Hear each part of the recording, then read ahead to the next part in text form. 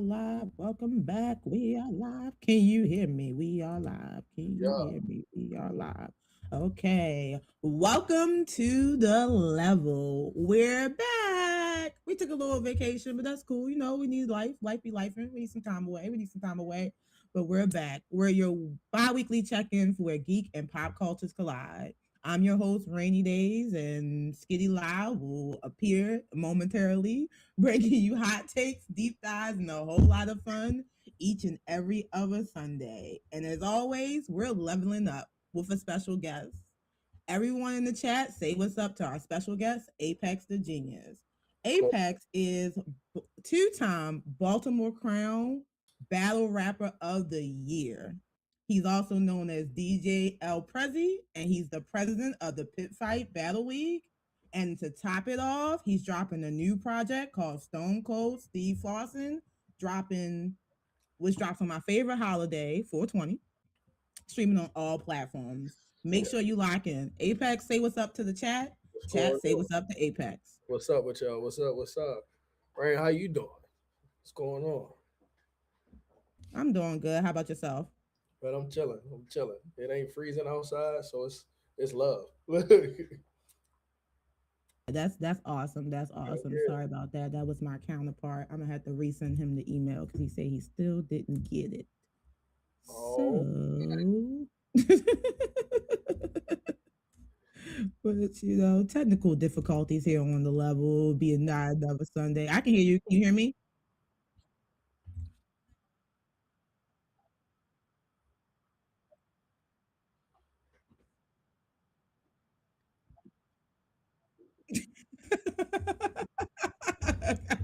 I just sent it again. I'm gonna see if he got it. Alrighty.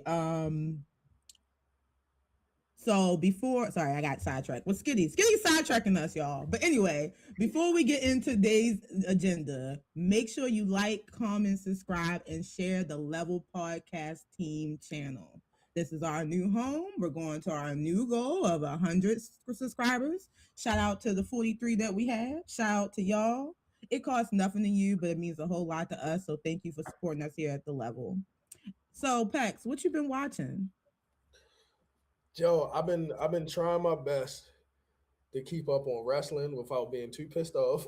Like, I just, of course, I'm a horror movie junkie. So, Scream 7, I was in there opening night. Had to be. Like, yeah, that's it. And I ain't really been having time to watch too much because moving around shows, battles, DJing gigs and stuff like that. But nah, when it's some horror shit, when it's wrestling, when it's Marvel or DC, I'm on it. No question. Okay, okay. All right, that's awesome. I mean, as far as like not to get off a topic, but you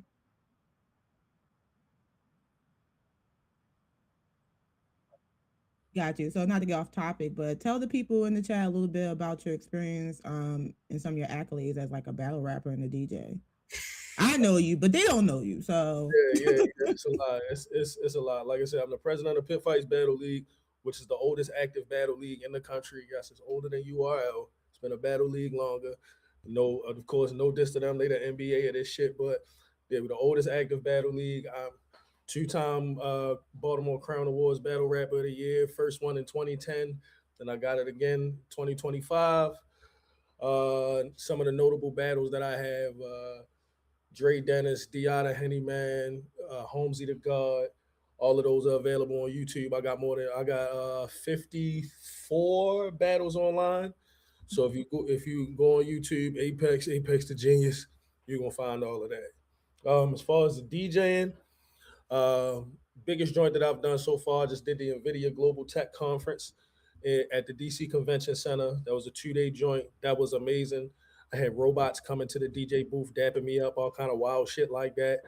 Also, I'm a show DJ. I'm a DJ for Dre Thompson, who's an amazing artist out of Baltimore. He's one of my favorites, like ever. Also been getting exclusives from a lot of industry people and stuff like that. Ghostface Killer, Tony Ayo, Old Dirty Bastard Son, Young Dirty Bastard. So Freeway got a little bit of shit in touch. So yeah. That's what's up. That's what's up. Well, thanks for sharing that. Most definitely. I'm not going to say that I'm like the ruler or like the determiner of like who's like a good rapper and who's not, but I can say with 100% that Tex is a excellent lyricist. I appreciate So it. I enjoy a good battle. I've seen them in person battle and online. It's definitely a good watch. Appreciate Skate Live, what's up, my guy?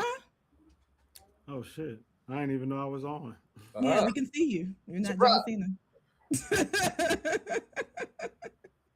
What's up? What you been doing? What you been watching? What you been playing? um, yo, You already this know. show does not get talked about enough. Toshima wants to be a common writer. That show is if I waited my whole life for this to be real moment. That's what that show is. So let me give a little gist. When he was a kid, Tojima, he used to love Common Rider. If you're not familiar with Common Rider, it's translated the Mask Rider.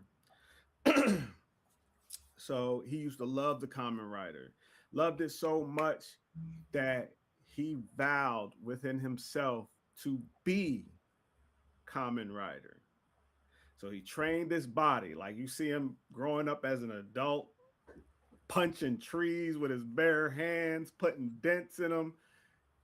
And he's slowly coming to the realization as an adult, 40 something years old, mind you, that he's not that it's not real. He's never going to get chosen to be a cyborg common rider, and that he needs to, just give up. Mm. Right when he's about to give up, there's these shocker robbers where they would mock the shocker troops from the Common Rider series. And he just so happened to be around there and just start unloading on these niggas. He grabs a mask from the local store, does like a little fake transformation pose, and considers to beat the bricks off these fuckers.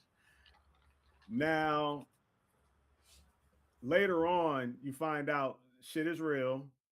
And I don't want to spoil it too much, but check it out if y'all haven't seen it.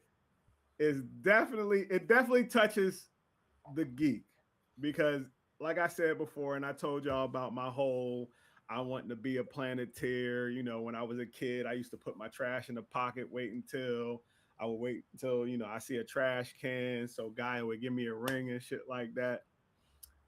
That's basically what that show is, yo. But the shit That's starts gonna to get be your real. story when you get to be a grandpa.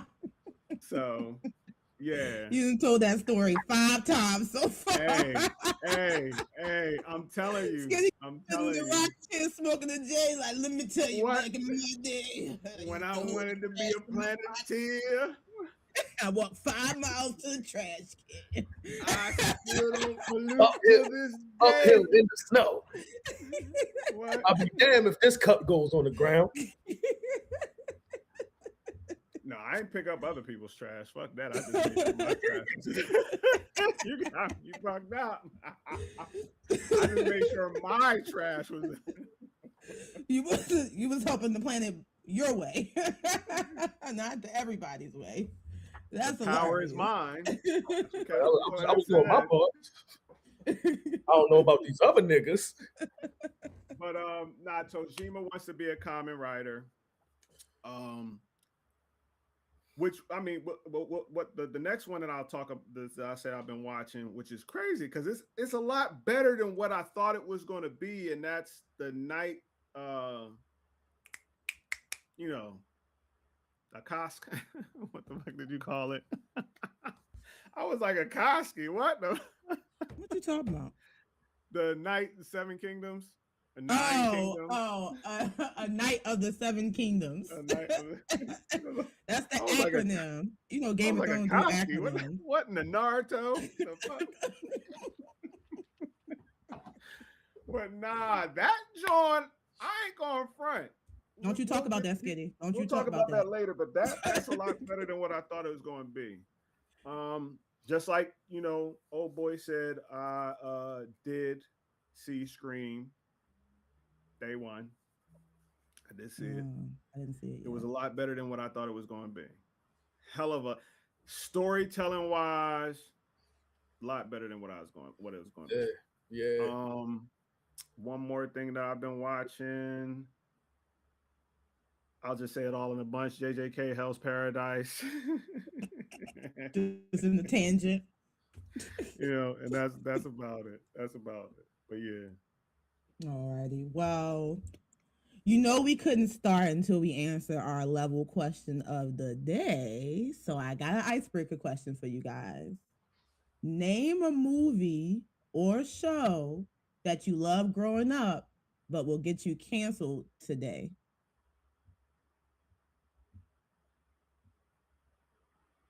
I can go first. 'Cause I Go ahead, already Yeah. go ahead, go ahead, go ahead. Team America World Police. Muhammad Jihad. Yeah.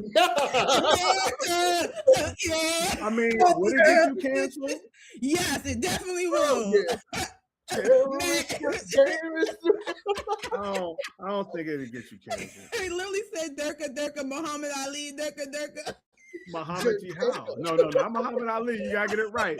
Durka Muhammad Jihad. Muhammad Jihad. Yo, Muhammad when Jihad. he fucking disguised himself and he had the whitest voice ever, Durka Muhammad Jihad. When the infidels came to my village, when he made that He was like, the film's actors guild is a bunch of assholes, and we at the Team America World Police are a bunch of pussies. Dicks fuck assholes. Dicks also fuck pussy. It's 9/11 times 100. I don't think. Nah, It would definitely get us canceled today. It wouldn't get you canceled. I don't think it, because it's from the makers of South Park. Once that comes out, you're like, oh, we're ready for anything. That's your pass. That's your pass. So you got South Park on it. South Park still, yeah, they still be on some shit. So yeah. Nah, I don't. Team America, I don't think you'd be canceled on. I don't. You know what? I'm gonna be honest with you. I don't really know. All right, what you think? Go ahead and answer. I would say History of the World Part something. 1, because History of the World Part 2 was not good, but History of the World Part 1, they damn sure couldn't have came out with that today. History of the World. When he was like, what's next? Blah blah. I've seen this before. You know what I'm talking about? Now that I googled it, when Caesar told his dude that served Caesar, he I guess a flamboyant man, and Caesar said, "What's next?" FAG. Yeah, I mean, fill in the rest. Mm-hmm. And I was like, "Oh yeah, that would not survive today. That would get canceled." Yo, a lot of older like 90s and way early 2000s shit, like the way that they joked about, like, you feel it's me? Because Mel Brooks like that. Oh my god. That's another thing I've been watching. That Mel Brooks documentary. Okay. If you ever have the time to watch it, the 99-year-old man or something like that.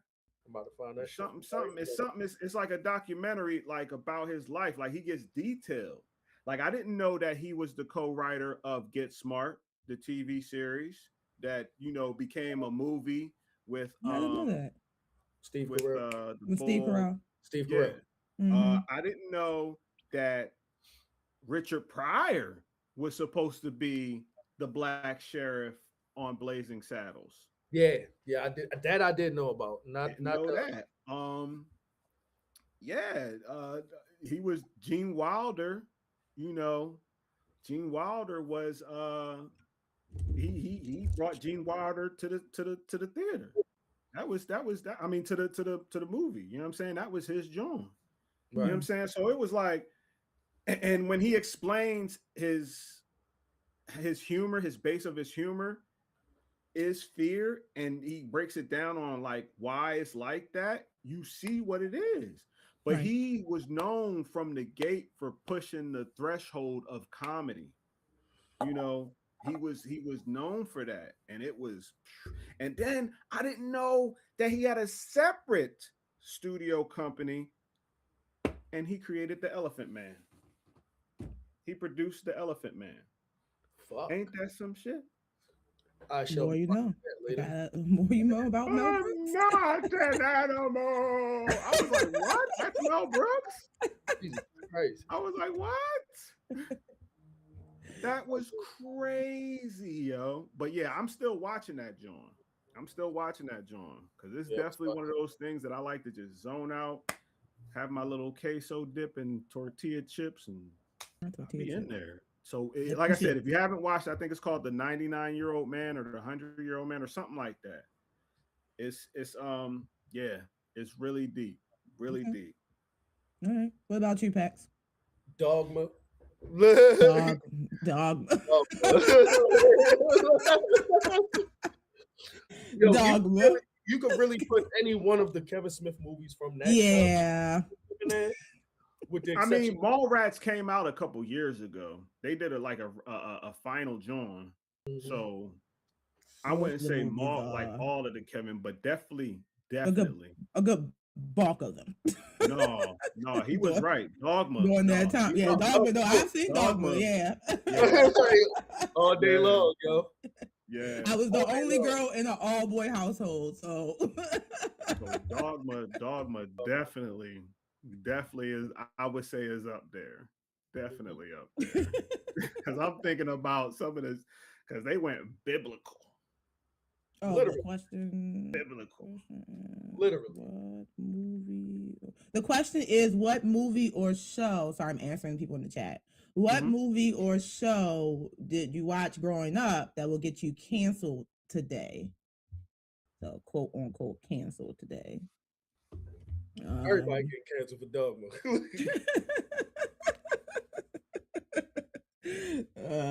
okay, so Yeah, Bruce said Al Bundy, Married with Married Children. with Children could Married with Children. objective, Yeah, objectively, like you feel me? It still hits in so many parts of pop culture that that's never cancelable technically.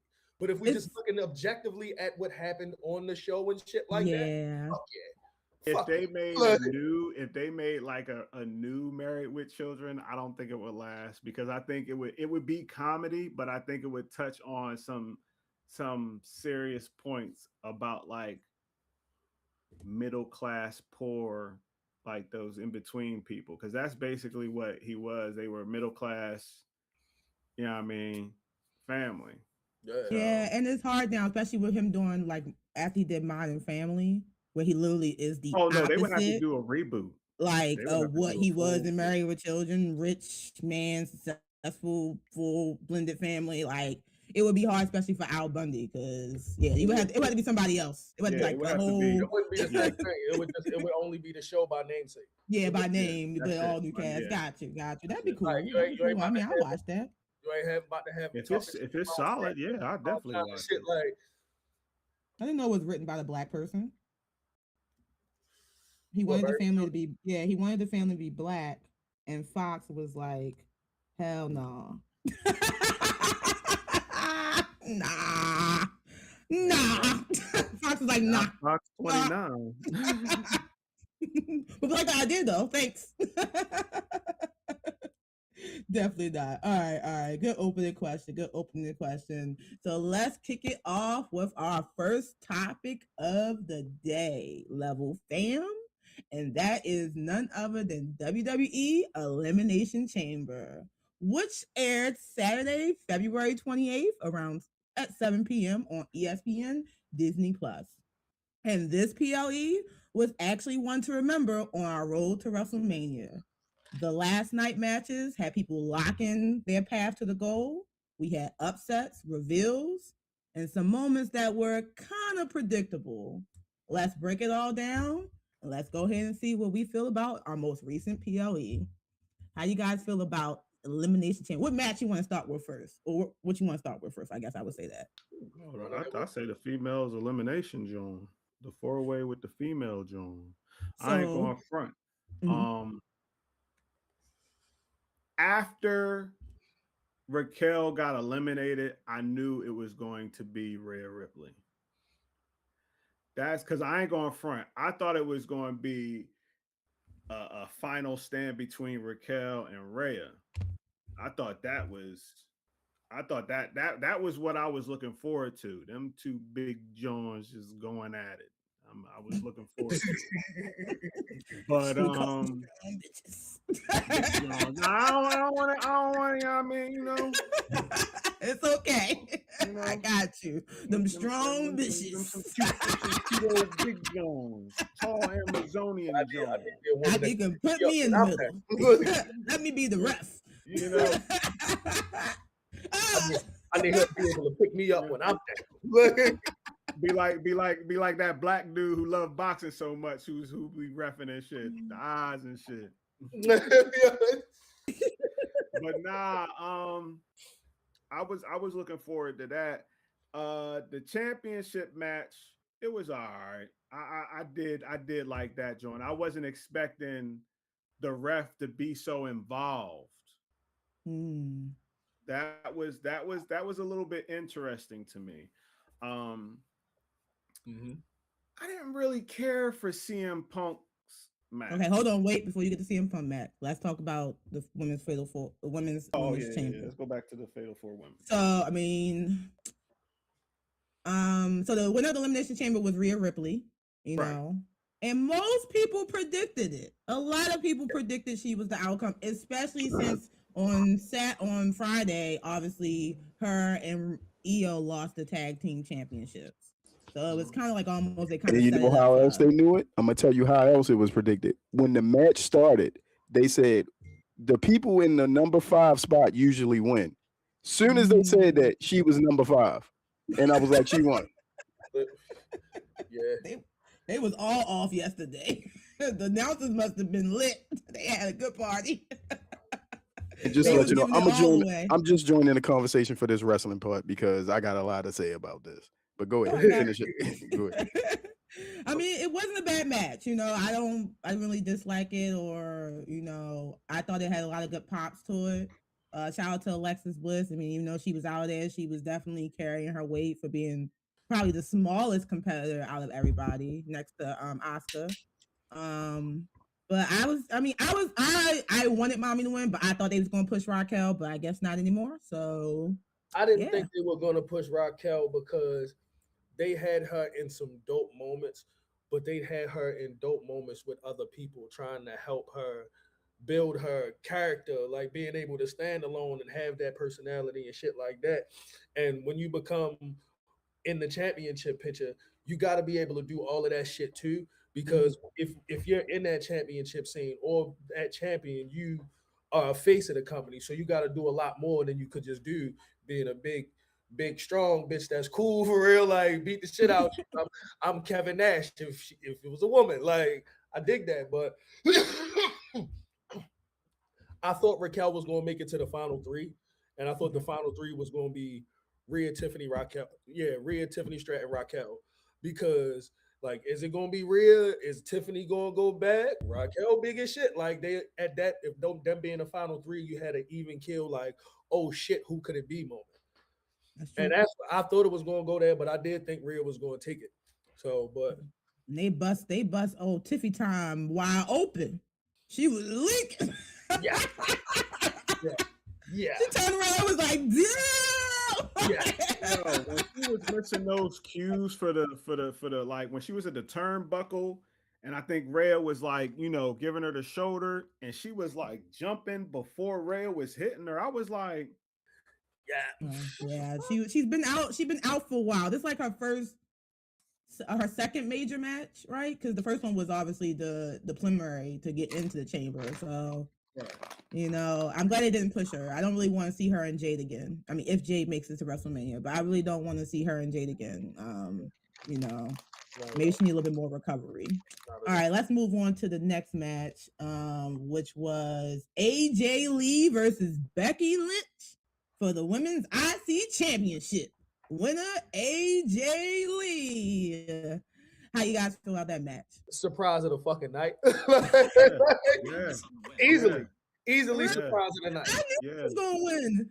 Like, come on, it No, makes I sense. mean like Like, now like performance wise. Oh, okay. So Performance it wise. was a good match. You know what I mean? It was a good like it made me believe in their choreography. You know what I'm saying? So like I definitely fucked with that, John. I definitely fucked with that, John. yeah, I mean, people really underestimated Becky. I mean, not underestimated Becky like her match, but in general, like her matches are typically great. Like yeah, she no, doesn't really have a bad match, like ever. I don't think Becky gets underestimated. She's one of the few women when people talk about the women's side of wrestling and their performance and shit like that. Becky's one of the people like in all the conversations that I'm in. Mhm. Becky's one of the ones that they like when they talk about their grievances with women wrestling. They'll be like, "Yo, no, Becky's not a part of that. She Gotcha. cooked Yeah. that shit." Like, and I think a lot of it more so than just you feel me, like grasping the choreography, the intensity in they sell it. Mhm. It's Yeah. like you like, of course you want to be safe and shit like that. But instead of just being safe while you're doing it, it looks like you're trying to be safe. Yeah. And that fucks the suspension of disbelief of the performance up. Like if we go back and look at like older matches like Attitude Era, Ruthless Aggression Era, shit like that, the difference in the matches is not necessarily the spots and all of that. It's the intensity and what that they're going through the match. Like it's shit. You watch a Stone Cold match right now, and the suspension of disbelief still hit you. Be like, oh shit, he just punched him in his fucking face. Like just the way that they get, you know, he didn't hit him, but you still like, man, that shit looks It's like still believable. like yeah. And it's the intensity of the selling, like the way Dominic Mysterio looks now versus how he looked when he started. When Dom first actually started wrestling, when he would get up on the turnbuckle, you see him like, okay, I'm about to jump. Like, and it looked like, get this dumbass nigga down. Like, he looked like he about to hurt everybody. Now I wonder how now I know we moved on to the next match, but there was something that I wanted to mention about the four-way. Rhea Ripley Chamber. back. Her back, that back. That back. The way she landed, I was like, oh, she's hurt. She's hurt. And you know how like when she gets during her victories, like she gets up, she raises her hand. She couldn't even do that, yo. That's how I knew it was serious. And I was like, damn. I mean, the chamber is brutal on them. It's definitely brutal. It's one of those, matches that definitely takes a toll on the body because you got to go all out, right? Because you only have but this space, but people climbing the cages, it's anything kind of goes. But yeah, I'm glad she got up for that. But she had to finish that match. She had to win. She was gonna roll over if she had to. She was gonna crawl if she had to. But just about the AJ match, right? So yeah, I agree with Pax about Becky, right? She definitely is, if not one of the greatest women wrestlers of all time. And it was good to see AJ Lee after taking such a long time away have the stamina and be prepared because she put her in that Black Widow twice. And boy, she had her tapping both times. It was to be able to curl somebody's body up like that with your own body is crazy because I wouldn't be able to do it. But shout out to AJ. She's probably more likely going to lose her title probably by WrestleMania, if not before. I don't really see her being in that position for too long, but I like the change that, giving Becky a little bit more because when she's really like hopeless in a sense, she's to me a better wrestler. I like Crazy Becky. Yeah. Like I like the man. Like so I want to see that part of her. And one thing with the level of that, with the high level of that performance, why I thought Becky was going to retain it because it was so fucking good. That's something they could have ran back at WrestleMania and nobody would have been upset. Like if there was some cheap ass shit, like if she pulled the turnbuckle, when she pulled the turnbuckle off, I'm like, this is cheeky bitch. Like, but it did. WWE about to run it back at WrestleMania. A female version of Bad News Barrett.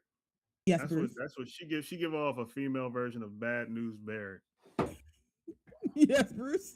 All of this is being set up for the referee to fight Becky Lynch because the referee wrestles in the development thing of WWE and she wears a mask. That's why if you watch all of Becky matches with that referee in it, they always beefing. It's building up to them fighting. and that's either going to be at WrestleMania with some type of stipulation with AJ, because it's not known yet whether AJ is going to stick around.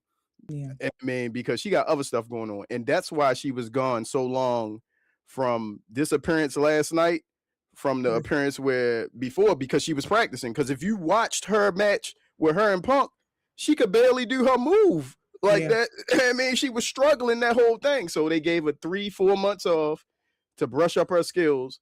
And last night was a testament, because she looked like she ain't missed a step. She looked better than her husband at times. You feel me? Roman Reigns acknowledged that, was like, I don't know who looks more tired, the crowd or the champion. So, but go ahead. Okay. I got more to say as we go further down.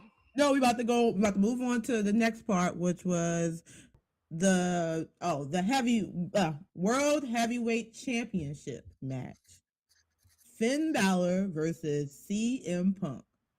And the winner, I just want to start off by saying everybody knows how I feel about Punk. He's one of my top 3. For them to introduce that man to the Chicago Bulls, Michael Jordan joint, yo, that other than Bad Bunny, that's the greatest entrance I've ever seen. Like, that's, I was literally about to say that.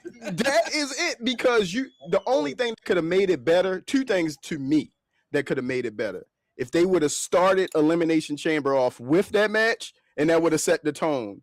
2, if the people that he was walking past in the back would have acknowledged him like they used to do Goldberg. I mean, he was going through looking at people. They was reading, looking at their phone like, I don't give a fuck who you is. I mean, so I was. But the match, to me, the match was good. It could have been better. I mean, Punk is old. I don't know what people expect out of the guy, but he shows up, and he shows up every week, and he's better than a lot of the younger guys. Trick Williams excluded, and Javon Evans excluded. What's his name? Javon Evans, not Williams.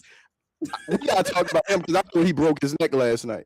I thought that dude broke his neck last night. But anyway, yeah, that's what I expected, because there's no way you're gonna have Finn Balor beat CM Punk in Chicago for the world title on the night that his wife also won, leading to the biggest WrestleMania of CM Punk's career versus Roman Reigns, and he gets his night 2 main event. It was written that CM Punk was going to win. So if anybody thought anything different, you're crazy. Let me have some of that that you got. You feel me? That's some good shit. You knew that Finn Balor, even without all of those factors, you knew Finn Balor was. They didn't give them the fucking belt in his homeland. You're not about to get that shit exactly. Like, you're not about to get that shit tonight. I'm gonna need you to say that one more time, because I felt all of that. That's why I said that match, to me, it just felt like a waste of time. To me, because it was like, all right, they fighting again. A champion. All right, maybe this is like a revenge joint, okay, maybe they just need to fill a spot. Basically. They needed a match for Punk. That wasn't going to be too because they couldn't put risky. It's in Chicago. Hold on. So my bad. It was like I beat him in his home. Now he got a chance to try to beat me at my home. This is for the belt, anytime, anywhere. I get it, but it just felt like it didn't need to be like that. Yeah. Talk to the 19,000 Chicago fans that pay to see CM Punk, and Ebony, and me, and the other people that love it. I tell them all. Yeah, tell them all, because I tell Russia when they copyright my videos, I tell it all. It's cool. It's good to be loud and wrong, but it's cool. So nobody thought this man was going to win, but we love to watch it. Like, it was a good match. Yeah, it was. It was out of 4 matches that happened on that show. That match was either 2 or 3. Yeah. It was 3. The women's one was definitely last. Tom, keep it moving. Next one. But look, it's no problem being 3, because the other 2 that you in the 3 with was exactly. It was depending on your Definitely. preference, any one of those three could really go anywhere, and you'll be like, hey, that's So okay. if we said what was the worst match then? What do you think the worst match of the event Definitely was? was the women's Royal Rumble. Yeah. And the Royal Rumble, women's Elimination Chamber. I Yeah. that was the one Yeah. I Yeah. didn't say it was the worst, but it was the one I cared for the least out of Yeah. all. I mean, Yeah. quality-wise, it was the worst, but that's not necessarily saying it was bad. Yeah, It was by yeah, comparison. yeah, Right, yeah, right. yeah. So it doesn't mean it's bad because it's last. It just means it wasn't better than the other ones. You guys, Yeah, if I could rank them, got- I would probably say Becky Becky, and AJ was a AJ, fucking banger. Like men's you got CM chamber, Punk and Finn CM Balor. Punk. That's gonna be Yeah, fucking good by default. And then the men's chamber match was a who's who of niggas that worked their ass off. yeah. Like so. Hold up, real quick, Ebony, you said what was your rank again? My ranking was AJ, Becky. So you said men's- AJ was number one. AJ Yeah. and Becky was the best match of you. Okay, Yeah, both of yeah. y'all. What was your favorite two matches? Your favorite one match. What was your favorite match? Was she her? It was AJ and Becky. AJ, Was quality. That was okay. I'm in disagreement with y'all because Okay. the only reason why I put it's completely different. The men's elimination chamber match. Anytime I can see Cody Rhodes lose, I'm happy. So that's why that was my number one. That's my number two. That's my number two. Yeah, But- that was definitely number two. I think The thing that's real quick, crazy Ebony, me and you had this talk when we went to WrestleMania 40. Hey, y'all At was the there end too? of it, Yeah, let's get it. at the end of it, we were like, I told you, I was like, you know what? I feel better about Cody Rhodes because you know how much of a Roman Reigns fan I am. I was like, you know what? He finished the story. Cool, blah, blah, blah. I enjoyed it. 2 years later, this dude It's is, still going. you feel me? He's falling You know, into the trap of AEW. Like the another AEW. book out. So- He had a whole nother sequel to come. Exactly. Now Story you, not done. now you got Sami Zayn trying to have a story. Everybody trying to have a story now, yo. But go ahead. I want. Raheem Chronicles. Like, this is not a fucking library. He's like, we don't need all these storylines. No, but okay. So the reason why, let's just go ahead to the men's elimination chamber. The reason why I put it number two is because of two things. One, let's talk about the reveal. So we finally got the big reveal of the Masked Man, and I felt like it was poorly executed and didn't need to be in the chamber. Like I get they've been doing this for weeks. We didn't have 5, 6, 50, 11 Masked Man, and I get the pop, but I felt like they didn't need it in the chamber. All the stars in the chamber were fine. Move. Like it was fine. Like, Who would you want to be? Danhausen in the mask? You wanted to be Danhausen? No, I knew. So I knew eventually it was going to be Seth Rollins. Like Hey, you know, He did the curb stomp in another match. yeah, I knew it was Seth Yeah. Rollins. Well, I'm gonna say this: the first Masked Man was Adam Pearce. The No, one it with Braun wasn't. Breaker. It was. No, you know what? You might be right. The second masked man was the dude that used to be with Austin Theory. Yes, yeah, Okay. yeah. No, I think no, it was Braun- I'm lying. The second masked man was Montez Ford because it was a black dude in there. And Okay, that's second when Masked- zooming in was like, it's a black He dude. was so big in that motherfucking dude. Like, It'd have been like 8 Masked Men, like you know. Well, So none of them are built the same. So every time it's like, it we was know like it's you can different nigga, tell it's a like, different guy. Like that's when it's done. He's like, especially when it was Seth Rollins. Like once you saw Seth Rollins' body, you knew it was Seth Rollins. Right. Like you just knew. Like, and I think you know the whole division of it all. You know, losing Braun Breaker, losing Bronson Reed. We only got Logan Paul and Austin Theory left. They had to find a way to make that storyline make sense. But I just felt like they could have did that on Raw. Like that's what I felt like. But again, I'm glad it's finally done. But as far as that match goes, I mean, we know the winner was none other Randy Keith Orton, aka the Viper. shouts I out. think you might have messed that up. Is his name Keith or is it Kendall? Yeah, it's Randy Keith Orton. Okay, it Yeah. might be his father. His name. Somebody RKO is Kendall. Somebody I is googled it this morning. okay. All right. To make sure. You got it. My man, The the curse Viper of the won. fox continues. He's always here in spirit. But yeah, so I mean that match was good. Like I really like besides the Masked Man thing, like was I surprised Cody lost? I kind of was, but he needed to lose. Like, it would have been too predictable if he won. But that And don't mean nothing because what I called is going to happen.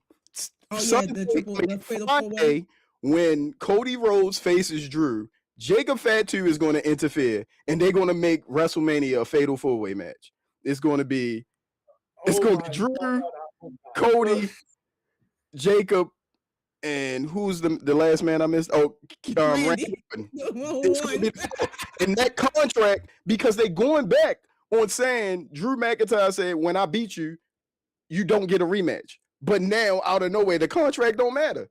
You feel me? He get a rematch. Wrestling is so fucking dumb sometimes with the how they act like the fans aren't smarter than what they are. I'm cool. I'm cool with that part if they played into the whole loophole angle of it. Like, what's the loophole though? What's the loophole? The contract don't matter. Like, just like the winning the fucking joint. Aha, I got you, bitch. Like, if you like, you feel some of the goofy shit I'm cool with. It's like you can be goofy and not play people like they stupid. When the goofy's done right, I'm with it. That can be oxymoron a little bit, but because you can do goofy shit, but when you do goofy shit, a lot of times I understand what you're saying, and I partially agree. But when you do goofy shit, you plan on people's intelligence sometimes with it. Sometimes, not all the time. That's why I said I partially agree. Like the moment can be goofy without playing the audience like they're fucking retarded. Like they did. You feel me? Like that can be done. Right. And it's been done, and it's been done a lot. A lot of angles, motherfuckers like it was like, yo, this was dumb as shit, but they didn't play us like we was dumb, but we enjoyed it. Right. Yeah. Case in point, Danhausen. Once again, I knew he was there because I posted that in the chat, and y'all just disregarded it until they unveiled that it was him. I was like, that was the worst thing they could have ever did. From Chicago, he's Punk's homeboy. Everybody thought it was going to be Chris Jericho, but Chris Jericho is still on the AEW page. Danhausen got taken off of their page. So Chris Jericho ain't never coming. every PLE wrestling fans think it's a Chris Jericho reveal. Every PLE since we've heard his announcement of his contract, we've been wrong. But yeah. This is the most motherfuckers have talked about Chris Jericho in a long time. But I felt like the box reveal was off. Not yet. He's like, no, not yet. He's like, let me check my list. You on the? I can't wait. Bring me back your Money in the Bank. Yeah, I can't wait till he actually comes back. But I would say that that box reveal was. I just felt like, why did they take so many weeks to reveal that? Like he could have had a better intro. Like it just didn't pop well. Like, and unfortunately, it'll pop more if they didn't build it and just let you come. Like, you feel me? There's a box here. We can't open to Elimination Chamber. Just open it at SmackDown. See, and that's the goofy shit that plays on people's intelligence. So you expect the fucking viewers to think this box that you received in some other city, you just carrying this bitch around with you. Like, it got air holes in it. Clearly there's something living in here. We can't open this bitch for 3 weeks. Like, what? And you gonna expect me to believe 15 people came out that box? Whatever's in there, whatever the fuck is in there, by the time you open it, it's gonna be dead. It's gonna be dead. They definitely played us. Like, that's WWE got some things that play on people's intelligence. Like, come on. Well, even kids, now, if that happened in the Attitude Era when we was kids, we wouldn't have been like, I wonder what's in the box. Like, we were like, fuck that box. Stone Cold just came out. Fuck this stupid ass box. Nobody. If it was us growing up, the box would have already been there. It would have been somehow Vince would have like airlifted it to the middle of the ring. It would have got revealed right then and there the moment they got it. It wouldn't have been no unnecessary buildup about it. Fucking DX would have been like, don't open to the 28th. Fuck that. X-Pac, give me the crowbar. Bop! Pop that bitch straight open. And like, but that's hilarious. Well, overall, it was a good PLE. I mean, there was some predictable moments, there were some good moments, and there was some, not so good moments. But I think this one was good compared to the last couple that we've been getting. Shout out to WWE for actually trying to do something good for once. Bro. So I mean, any prediction for tomorrow or WrestleMania? If the open challenge isn't Obafemi for Brock, they fucked up. They fucked up. It's going to be Gunther. Gunther's going to be the one that goes against Brock Lesnar at WrestleMania. That's going to be it because he's the career killer, and Brock need to go home. They're gonna fuck. It's like, yeah, I know it's probably need to go. He do. Every time he come out, he be looking like he don't want to be there. Like, yo, since the moment Obafemi popped in, they started him in two major fucking storylines that what could have been major, and so far the original one isn't paying off because Jacob came back. Yeah. Like when he went at it with Cody and Drew fucked the match up, and then he fucked him up real quick. Yeah, you immediately can push that man in the fucking title picture, even if he don't win immediately, even if he lose on a cheat or some shit like that. You immediately putting him where you want to put him. Yeah. But now Jacob came back, and now it's Jacob, Cody, Drew. Instead of like Drew, this guy is like, and yo, so if they don't give that to Obafemi, like, stop letting him beat up Kip Wilson. Like, let him beat up. He's toxic. Like, man, let this motherfucker. You are toxic. You're toxic. You're toxic. You're toxic. That man's funny. And I feel like they low-key giving him kind of the Brock thing. Like when Brock first came out, how Brock was just beating the shit out of people. Like he pop up in a hardcore match, beat everybody ass so bad. It's like one of these guys could die for real. Like, and just let him fuck people up. Like him beating up Kip Wilson. Watching that is how I felt watching Brock beat up Zach Gowen, the one leg nigga. Like, Brock beat the nigga with one leg up. I'm looking at Obafemi fuck yo up. I'm like, this is kind of the same thing. So like, just the way that they're building him to be like this massive beast of a motherfucker, you gotta do that. Yeah, you gotta. I agree. I definitely shout out for WWE for now having, a lot of black talent on the roster. We got Javon Evans. I'm about to call him Williams. They got me thinking his name wrong. But Javon Evans, hopefully he's okay. Hopefully he's not injured. We got Trick Williams. What that Trick? Who's has probably one of the best pop interests in the last decade. So shout out to him. We got Obafemi. Oh man. We got shout out to the new women's tag team champions, Nia Jax and Lash Legend. So, we getting in there. We getting in there. One other thing. I need Javon Evans versus Logan Paul. Yeah, he need that. That'd be He need that. He need that OG cutter. He need that. Yo, that motherfucking the quality Logan Paul at all. Like, how the fuck? I don't understand it. That nigga's good, bro. Like Logan Paul, so I'm pretty sure the Vision is the one that injured Jey Uso, and that's how he got in the match. So I'm pretty sure that's what happened. Jey Uso was supposed to be in the match, but then he got, hurt. So I'm pretty sure that was the Vision. But they love Logan Paul, they love. I don't like Logan Paul. Fuck Logan Paul. I hate him, but I can't debate the fact that motherfucker is great at what he does. Like, he is a good wrestler. All right, I'm read some comments real quick, guys. Like the back and forth with him and Ricochet, him and Javon Evans will be that at a higher level, in my opinion. We'll go ahead. So Reggie agrees with you, Pax. He thinks Obi and Brock.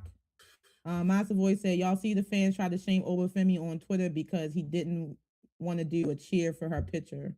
Oh, I mean, she can go on with that. And let's see if they can keep the show interesting until WrestleMania. They're not. Yeah. Bro, I'm gonna say it straight to you in the camera. WWE gonna fuck up along the way. What the fuck, WWE all the time? Yeah. Interesting.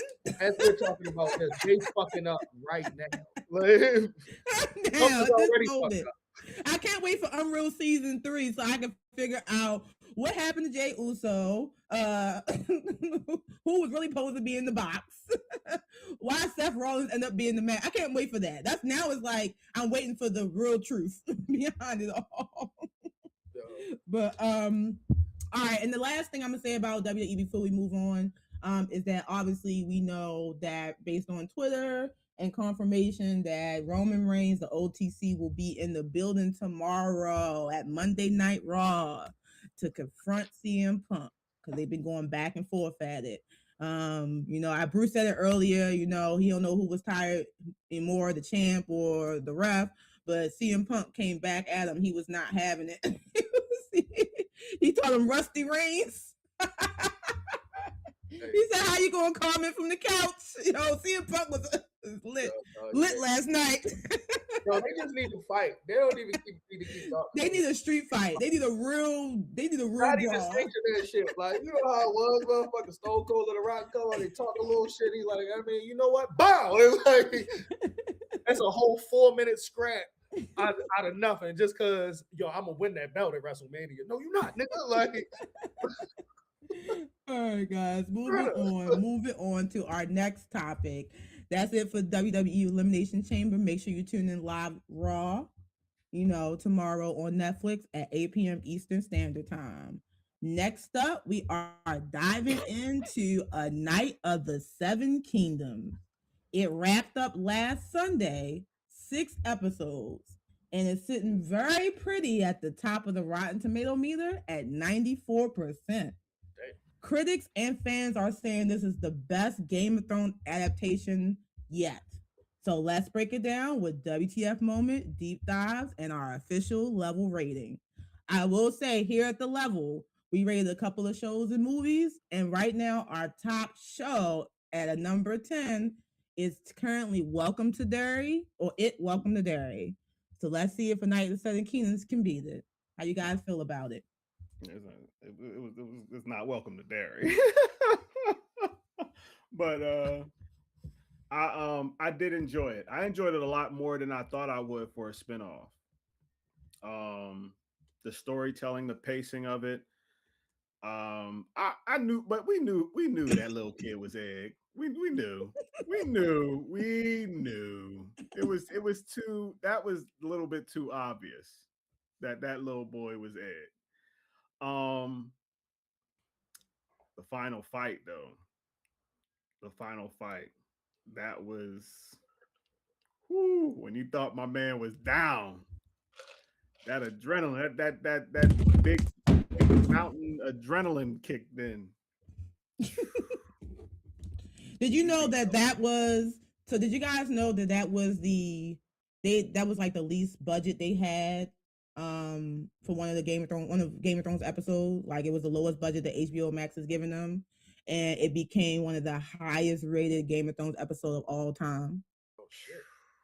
Because so that's why it looked like that. It was all from Dunk's point of view, like the first person point of view, and they had like a lot of fog. Smacked with the mace. Wow, they didn't have enough budget for each individual fight. But man, I agree. That was I mean, obviously we know in tradition for Game of Thrones, the second to the last episode of the season is typically their climax episode, their pop episode. But man, was that well done! Like, just to go from the fight to the flashback when we see him as a kid, RIP to his friend because her neck got slit from ear to ear. Like, yeah, Bruce. I'm gonna tell you honestly, when I watched that episode, when it started off with the fighting and then went to a flashback, I was mad. I was like, this is going to be one of them episodes where they pumped this episode up for it to not be the full fight. Yo, when I saw people prematurely saying this was a 10 out of 10 and all that, I was 15 to 20 minutes into it, I was upset. I'm glad I stuck with it because that episode was fire. I mean, I don't know how y'all gonna rate the overall of the show, but it was like a paradise season to me. Was that the episode 5 or 6 when that fight happened? 5. Okay, 5. It was a paradise type deal. It was the paradise type deal because episode 7 in Paradise is where I think the show should have ended at. Even though episode 6 on the Game of Thrones joint was fire, I like that more than episode 8 of season 1 of Paradise. But if they would have ended it there with a little bit more, I guess, talking, it would have been a perfect 10 to me. But I still enjoyed it. But I just wanted to get that out with that episode 5 pissed me off until halfway through it. Yeah, I can understand that because when I was watching it, I was, it literally, and it was cut so well, the blink out and you like blink back into the flashback. And I'm thinking like, what happened? Like, I want to know what happened. But I think we needed that. We needed that type of flashback, not only because one, it gave us more context on Dunk, but it also, they kept up with Sir Arlen. Like, they never let the penny tree like fade out through the story. So being able to see what his level of knighthood was, even being drunk. He put the brakes on them boys. Get your hands off that boy. I was like, oh, yeah. Like, what? Like, that was the craziest part. It came out of nowhere. That's what it was. You wasn't expecting something like it because of the talking. And I think that's what it was. It was like, all right, damn, that's fucked up. The girl got slit, but then you see, oh, yeah. That penny tree, them, what? That hedge knight, boy. He was that bull. You can see why they fucked with him, and they didn't fuck with him. That's the whole thing. Because I that was another thing that I noticed about the old man. Nobody fucked with him. No house. After, I guess, whatever happened. People left him alone. So I'm wondering if we're going to get like a history on him, like why he became a drunk, because the skills, he was a drunken sword fighting in this motherfucker. Like, that was crazy. Yeah. I'm just going to take a break and acknowledge some of the comments. Real quick, something that was dope too is when the show ended and they showed his ghost go elsewhere while their story continued. Was the fire part of it, because the little small things, that was just fire. But go ahead. I'm gonna read some of the comments. Someone says it's like the Andor of Game of Thrones, which I think that's fair. I think that's a fair statement. I can see that parallelism that you're drawing, with it being more story than action and anything else. Like, we fell in love with a story. Normally Game of Thrones is about the dragons, the royals, but we fell in love with the small folk, and we got to witness literally a story of one of the greatest knights ever told. So I definitely agree with that. Excuse my interruption. I got an emergency. I gotta go pick my daughter out. Oh, I'm sorry. Okay, I hope everything okay. Yeah. So I appreciate y'all for having me on. Much love, and we're gonna get up soon, love. Yeah. Be safe, yeah. Thank you. Yes, sir. Alrighty. But yeah, so I thought it was, and someone also said a drunk starts speaking Dothraki. I'm gonna say this word wrong. Dothraki, and just leave. Yeah. Yes. He was out there in the woods just yelling. And then when Yo fell asleep on his dagger, like got up like, oh, you old drunk. I'm like, but all this time, we watched Dunk follow him and how their relationship developed. And to live into the point, one of the most pivotal moments, get up, right? Get up, Dunk. Yelling at him to get up. And man, the amount of times he got stabbed, hit, I don't know how he got up. he took them Jones, yo. He took them Jones. He took all of that. And Arion had him, because Arion was more, obviously more skilled, but Dunk had the strength, he had the size, and he had more of the heart, like the heart. Yeah. He wanted it more. And it definitely showed. And then obviously the WTF moment of episode 5 was, RIP, put some respects in, put some F's in the chat, L's in the chat for, what would have been King Ballard, supposed to be one of the best kings in Westeros, and he took that helmet off. My fingers feel like wood. And the look on the two people's faces behind him said it all. He turned around and literally half his head was gone. That was crazy, dog. Like, that was crazy. So I'm gonna ask a question before we rate it. So now that we have season 2 confirmed, Are you guys hype or and do you have anything on your wish list for next season? So you guys can also respond in the chat if you want. Are you hyped for season 2 of A Night of the Non-Kingdom? Quote I unquote. mean, I have a slight excitement. I'm not saying like I'm hyped. You know what I'm saying? I say, I'm glad it's a good story to watch.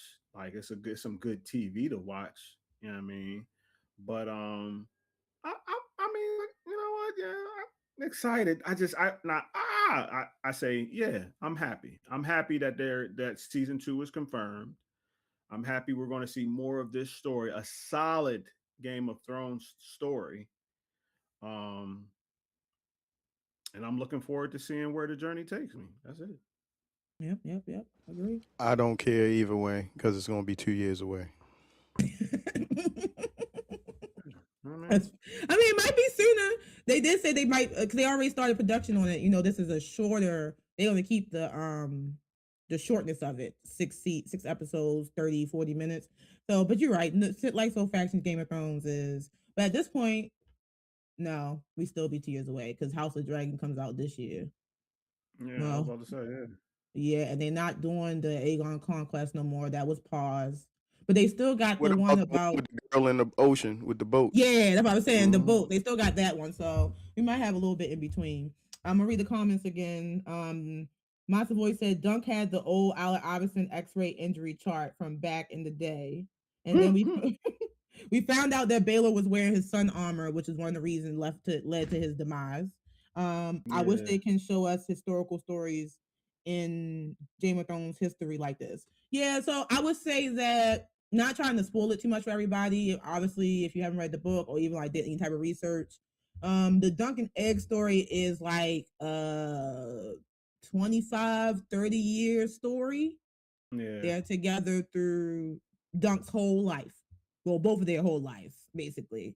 So we are gonna get some history, which leads up to the events of where we started in Westeros Game of Thrones, because we're about 90 to 100 years before what's happened in Westeros. So we're gonna get Mhm. about 30 years in and get some history about who Aegon is, as it relates to the Targaryen dynasty, and how Dunk becomes the Knight of the Seven Kingdoms and then ultimately their demise. So yeah. All right. So I had another question. Did you guys feel? Did you guys already know that was 9 kingdoms, or did you think it was 7 like everybody else? I ain't going front. I was deaf going 7 until Ed counted. Um, When I Ed was watched. like, My bad. Go ahead. Finish your thing. no, that was it. That was like when Ed counted. I was like, I, oh shit. I I was just watched like Dunk. I was like, without. I mean, I ain't gonna act like I knew by myself, but I knew because of watching New Rock Stars, Talking Thrones, Emergency Awesome. They always reiterated it. So when they changed it, I was like, oh, nice. They changed it. I wonder if the name of the show going to change when season 2 comes out. Is it going to be called Night of the Nine Kingdoms instead of 7? That'd be a good little twist, like they did at the end when they changed Yeah, the when the title name card changed. from So is it 7 to 9. go forward as that? That'd be a nice little twist. I mean, I didn't know. I was definitely surprised. I mean, I felt like I knew, but in my mind, I didn't count it because once he started naming it, I was like, "Oh yeah, those." So because what happened? I thought Dawn separated themselves from that. Yes, That's why I was like, that's why I didn't count Dawn. But yeah. I'm guessing during that time, that's before they, I guess, you know, There is a period. I don't know if they're gonna. They're probably gonna do it. Yeah, likely they're going to do it in the show. There is a period in time coming up in the timeline where it does become a part of everybody temporary, and it's only are like we? it's temporary. It's short, like it like a couple of weeks. Like, but it is Because a this point is where a Targaryen does conquer Dorne, and it was like for 2 weeks, and they went back to being independent. yeah, So because that was when the Mountain did his thing, right? Or no, no, it's no. coming up in Duncan Egg's timeline. Okay. So I think they might do it in season 2, hopefully, without again not trying to do any spoilers. Do you guys have any WTF moments or plot lines that you would change or would make better?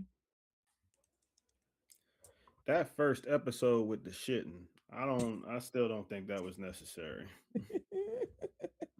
Well, the second episode when they showed that man's tree, they could HBO does this all the time, man. They just walk somebody outside and next thing you know, it's a sausage fest. You feel me? It So really is. I was like, I mean, you my sister, I don't get jealous of people, but that right there, I was like, good Lord have mercy, bro. Yeah, I man.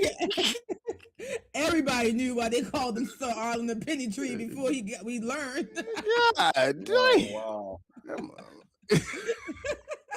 He was out there turning it down on both ends, both swords. And I'm gonna tell you, like, what kind of confused me at first. I thought the person that was in bed was Dunk for a minute. I was like, come on, dog.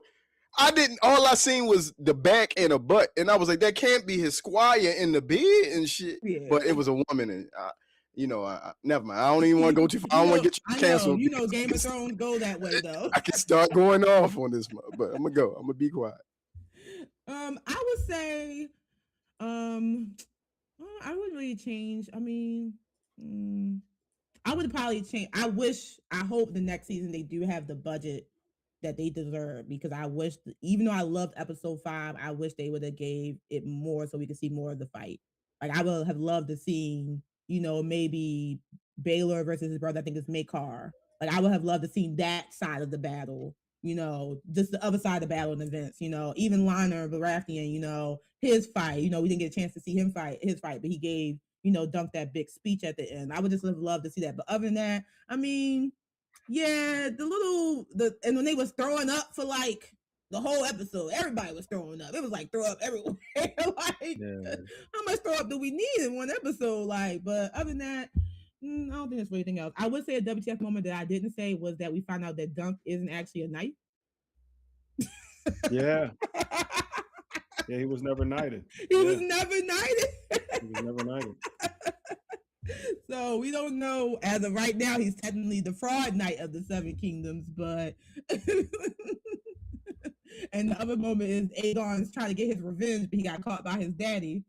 He turned around, he was sitting in the corner like, don't do it, bro. He said his head going back. He's about to go get that boy, man. He was not playing with his brother. He's about to go cut him. But we shall see. So what would you guys rate it? Let us know in the chat also. What would you guys rate it? Y'all can go first. To the 8? Solid 8. You can go first. You can go next, Emily. I'm gonna give it a 9. Because I want to bring it. Hold up. All right. Going by the overall of the shows we've rated so far, I want to bring this show up to a 9, so I'm gonna give it a 10. It averages out a 9. Okay. There you go. Right. Because it's some shit that I looked at the ratings and I'm like, I don't understand how that shit got over a 9. I go back and look at it. I think we need to re-review a few things. Yeah, a few things, because what?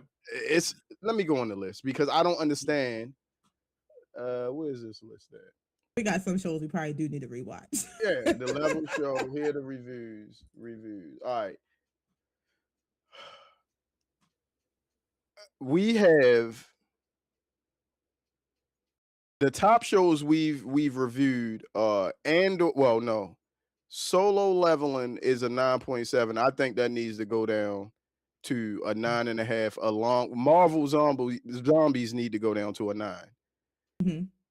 Solo Leveling, I don't think we need to get it. Even needs to be a 0.5 or a whole number. So just readjusting things.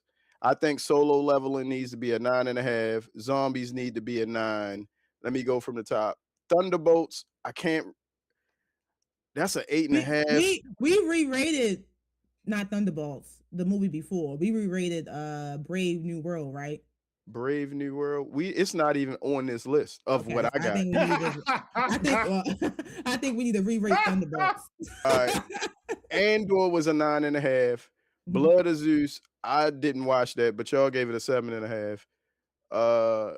Last of Us season 2, that's a 8.5. I don't know. That just sounds off to me. But Solo Leveling, that 9.7, that sticks out. Sinners is a 7.7. I don't understand that. That should be maybe a 8 at least, but we were harsh on Sinners. I was harsh on Sinners. I still was harsh on Sinners. I still don't think it's as good as they think it is. Okay. We can Killer- Sinners up.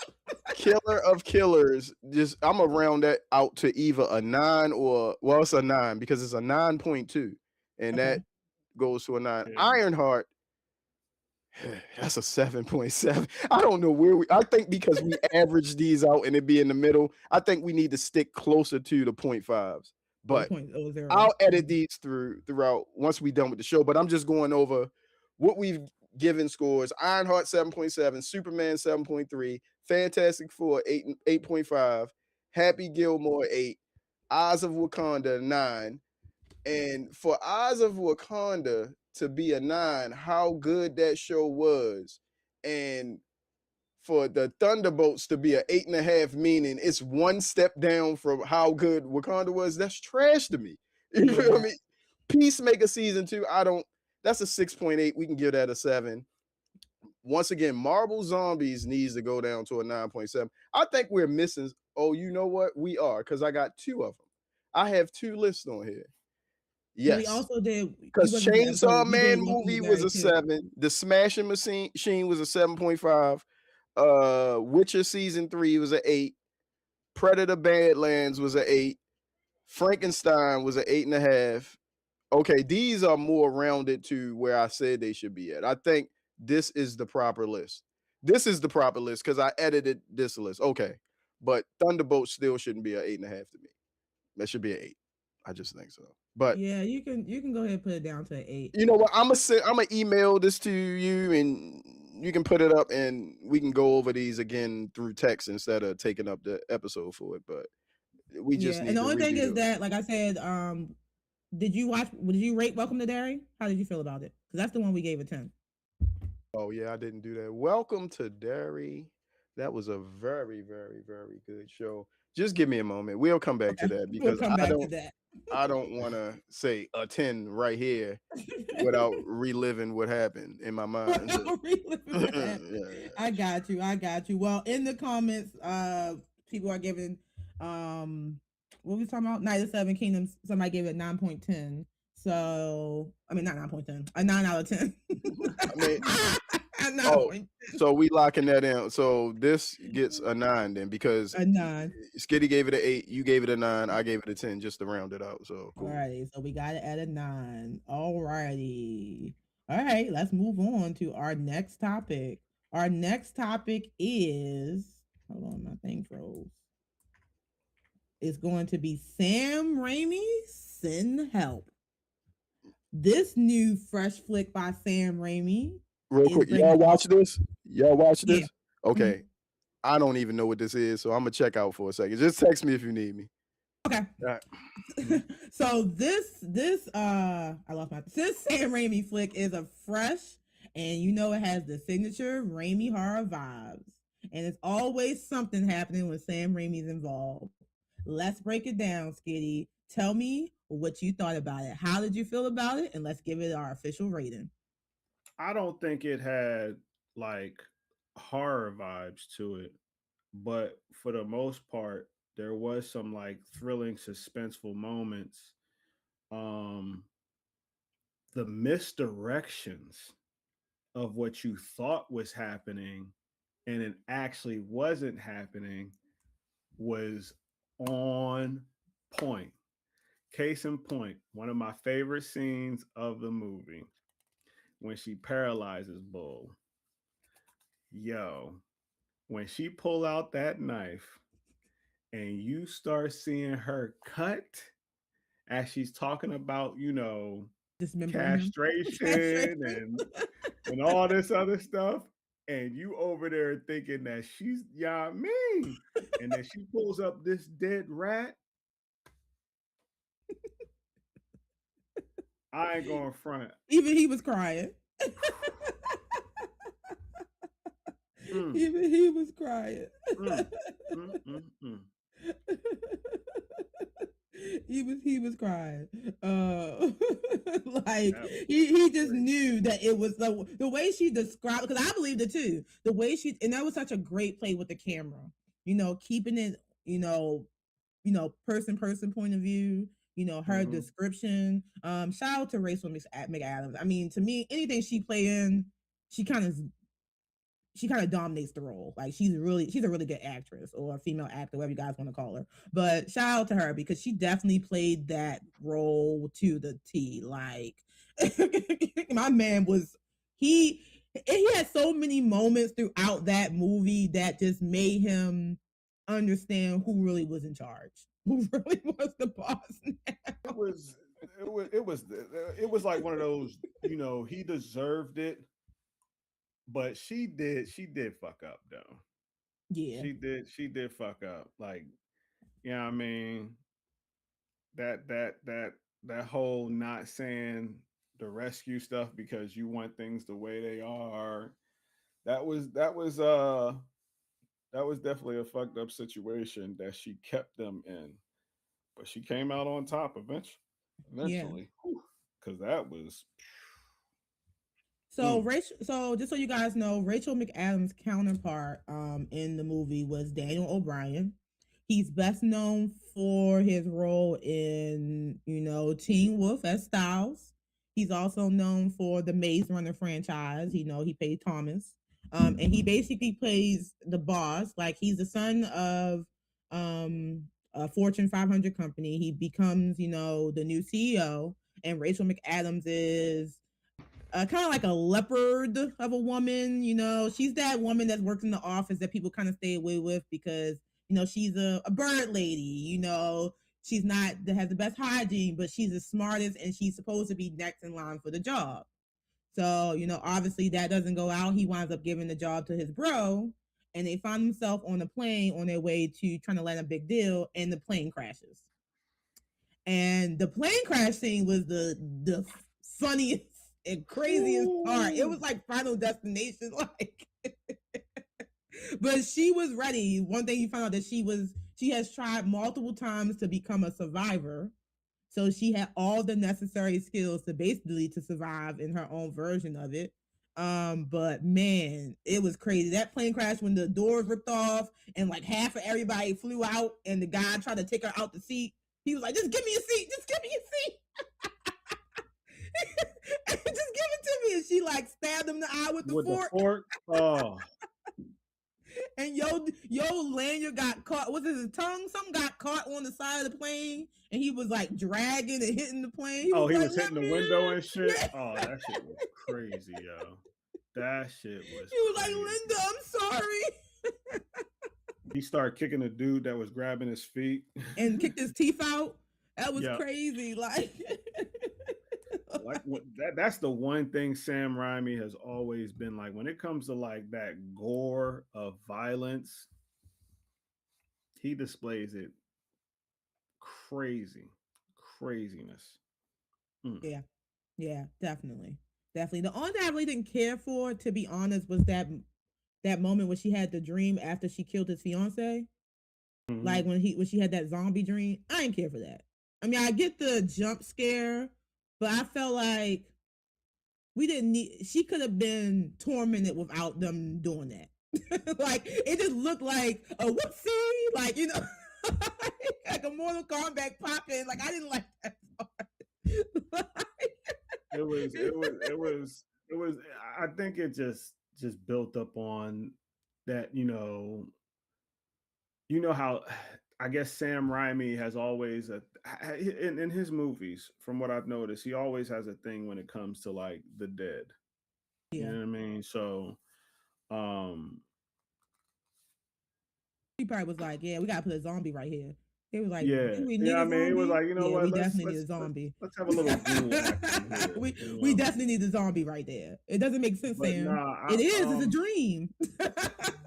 But again, the misdirection, all that, because at first you don't know, you think, I mean, and that's when you see what happened, and I was like, damn. So it wasn't no slip and fall. Oh yeah, she definitely did She that. made I sure knew them it. motherfuckers was I was dead. like, yeah, she did that. She was not about to lose. She was not about to lose her opportunity. She did that. But when my favorite moment is when she was hunting the boar, and she came back all bloody, and she was like, "You ever been hunting before? I like it." That's when you knew it was done. That moment was like, yeah, he ain't about to get off this island. He ain't about to get off this island at all. It was definitely, I mean, it was a pretty okay, it was a pretty good watch, you know, like it kept the psychological thriller up.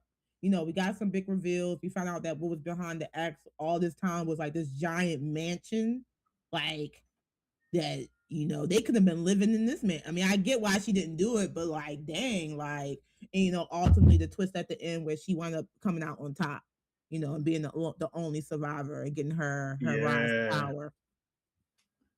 A Yeah. self-help book and everything, playing golf and all that. I was like, Something about you gotta help yourself because nobody gonna help you or something like that. did a fourth wall break? Looked at the camera and drove off. Drove I was like, off. man. All right, so Okay. what would you rate this movie? I enjoyed it. Mhm. For the most part. Survivor movies, kind of like that, like Castaway, you know, they're all right to me. Um, but again, it was a solid movie, solid storytelling. Again, the misdirection was fire, Yeah. fire. So I would say it was a good, I say 8.5 for me. Okay. Okay. Okay. Whew, man, Skitty, you set the bar high, huh? I thought we was on the I same mean, page. it was better. Send Help was better than what I thought it was going to be for a Agree. Sam Raimi film. You know I what I mean? agree. Like, 100%. you know, and I'm not saying Sam Raimi just does a certain type, but for the most part, you know, you got all of the Evil Dead, you know, you've got Xena, Hercules, you know what I'm saying? Uh Spider-Man, which had still now it wasn't like his usuals, but it's still, you know, the little psychological horror aspect of how the Green Goblin was portrayed, you know, that Yeah. was you know what I'm saying, you know, and plus Bruce Campbell is in everything he does. Just playing with that Everything. one, but nah, Everything he does. it was an unusual take on a Survivor trip, and I liked it. I liked it. I agree. I agree. I mean, I definitely 100% agree with you. Like, I definitely enjoyed it. It was a good watch. I didn't feel like it had a dull moment. You know, it was just, I just really, I don't know. It was something about it that just felt a little off. I felt like the ending was a little bit more, like, not premature, but it felt a little bit undone. A little Like, forced. yeah, a little forced. Like they could have maybe showed us like maybe her be rescued and maybe like a quick transition to power. Like I felt like it would, or like, you know, what really, I mean, obviously we know, you know, she killed, you know, or unalived, you know, Dylan O'Brien's character, but I felt like maybe we could have got maybe like a little bit aftermath of that, like how she explained how he was dead. Like, you know, just like a little bit more of a closure point. I think that kind of what it Right, kind of like it was right. like, oh, How she this is the explained, end. you know, Yeah. the fiance missing. Yeah, like there You know was what no I'm saying? explanation about what. I mean, I get it. She was a YT woman, so you know, don't really need too many explanation when things happen. But you know, there was just no explanation. It was just like everybody's dead. She's famous. The end. But so I mean, we're gonna have to probably, you know, obviously table this until Bruce gets a chance to watch it. But I gave it a 7. So, are you unmuting yourself? He's like, "Where's the button? Where's the Like, button? Where's the button?" Okay. uh-huh. Yeah.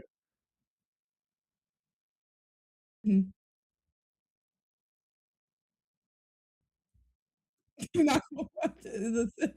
It was a good movie. But calculator is 8.5 plus 7 divided by 2. That makes it 7.75. So I guess rounds up to 8. Yeah. Alrighty, so moving on to our last topic of the day before we get into our wrap-up level. And that's none other than Jujutsu Kaisen Season 3. We are going to get up to date with the most recent episodes. We are in the calling game, and shit is about to hit the fan in Tokyo. The most recent episode is Season 3, Episode 55, titled Tokyo Calling Number 1, Part 2. And we find ourselves right at the start of one of the most epic battles. Let's talk about deep dives, WTF moments, and how we're feeling about JJK. I was kind of happy they finally ended that fight with the dude that they was trying to recruit, because that was kind of getting on my nerves a little bit. But even though it was a beautiful fight scene between the Constellation chick Mhm. and Megumi and Panda, Yeah. that was, I'll say it again. I've said it many of times before, and I don't care who disagrees. Mappa is the standard of animation from anime today. Period. It shows every mother episode that they do, not just in JJK. Because the wrap up, I'm not going front. I'm gonna talk a little bit about Hell's Paradise too, because that mother is fire. But back to JJK, fire. And yeah, I'm ready. I'm ready. I'm just sick and you know what was a little bit confusing too? The rules. They keep on adding rules. Like, it's like, when are they going to stick with the rules, or like what's going on here? So I'm really So interested in that. yeah, there's like eight or nine of them right now. Yeah, Non rules. Mm-hmm. that one character that they that's looking for Sukuna. He's looking for him. He's supposed to be like just as old, or like probably like a couple 100 years younger than Sukuna or something like that. But he's been looking for him for a minute, so I'm definitely waiting for that fight. Definitely waiting for that fight, because I didn't read any of the manga with this one. Well, like I said, after. So I read up to a certain point. So Okay. yeah. Gotcha. Yeah, definitely. I mean, so just to go for the calling game, some things about the calling game that just so everybody, in the chat knows. So it is a lethal ritual created by Kenjaku, right? Forcing battles inside sealed colonies, right? Players gain points by killing, and players let them alter the rules. So if you kill somebody, you take their points. It lets you create a new rule or alter the current rules. You can't leave a colony until all the conditions are met. So that was the main thing for Yuji and Megama. They're trying to find a way to get their friends out of the colonies without actually breaking the rules. And we found this episode that it's not as easy as they think. Yes, having the plan is good, but once you're inside the colony, all bets are off, right? We know that Yuji only is able to join the games because he has Sukuna, right? So Sukuna made a deal with the Kajaku, who's inside of Gecko, a long time ago, that he would basically get this rematch against who he was talking about. I can't remember his name, and that's why Yuji was automatically in, right? So, and every player has a unique curse technique, and which creates unpredictable fights. So this whole episode was about the lawyer, and we get his backstory of how his curse technique was unlocked. Basically he was a public defender. The system's always stacked against him. He had one case that he really had all the evidence he won, and they overturned it, and that kind of just basically broke him. It made him snap. Right. Yeah, and he wound up killing everybody. So, and this part of the arc is basically about evolving techniques, the strategy for the ultimate battle, and new characters. Introducing new characters, because basically at this point either everybody is dead or everybody's on the run. So I thought it was very interesting. It's like kind of like a Squid Games meets like Pokemon. I don't know what's going on. Like Alice, it's like Alice in Borderlands. Yes, yeah, but if everybody had powers. Like, if everybody had powers. That's basically what's going on. Like, so I mean, our boy Yuji, we always, gonna have his back, but I I mean, without spoiling, I don't know how this fight about to go. I don't, I don't know how this fight really about to go. It's gonna go. It's gonna go. It's gonna be beautiful. It's gonna be But but yeah, I I just like I said, I the fight with the what's her name? I forgot her name. You talking about the The girl constellation chick. and I'm about to go over Kiara. Yeah, Kiara. Kira. Yeah, Kiara. Kiara. Is it Yo, Kiara? I don't but know. yeah, because you said it because it was the double back on what you said about technique and skill and planning and like that. Because it shows Megumi's battle strategy. You know what I'm saying? Like, you know, he got and that the thing is that his dad didn't have cursed energy, if I'm not mistaken. He was one of the ones that build his strength. He's natural strength. His dad is natural strength. He just made Mhm. packs. So it was like, damn, okay, like his dad was like that without the strength. Imagine him, Megumi, having that strength. Is that why Sukuna is interested in him? Because remember, Mm. he told Yuji there'd be a time that I'm going to want to take over because I got something planned for your friend. He even told his friend, like, why are when Sukuna first earlier, I think it was season 1, Yeah, when he told him, he was like, why are you running from me? You know what I'm saying? Like, the shadow, basically the shadows are your friend, bro. Like, yeah. you should be fucking me up. But I digress. You know what I'm saying? We'll get to see more later on. Yeah, right. Definitely. I mean, 100%. So, do you think? What was my question? I lost. I was so wrapped up in that. I'm just ready. I'm ready to see Sukuna again. He's like my favorite character in JJK. Like, I love when he like I love a good bad guy, and he's a good bad guy. And it also helps that he's OP because as soon as he's on the scene, shit about to hit the fan. Like you already They know run. it's about to they get out of there, and then you You can't even saw the get out of Shibuya. there. You saw the Shibuya incident. You try to run You away. He saw like, the where you Shibuya going? incident. They was like, he said, if you move, you die. Like it's nowhere for you to go. He's like, I'm gonna give you a chance.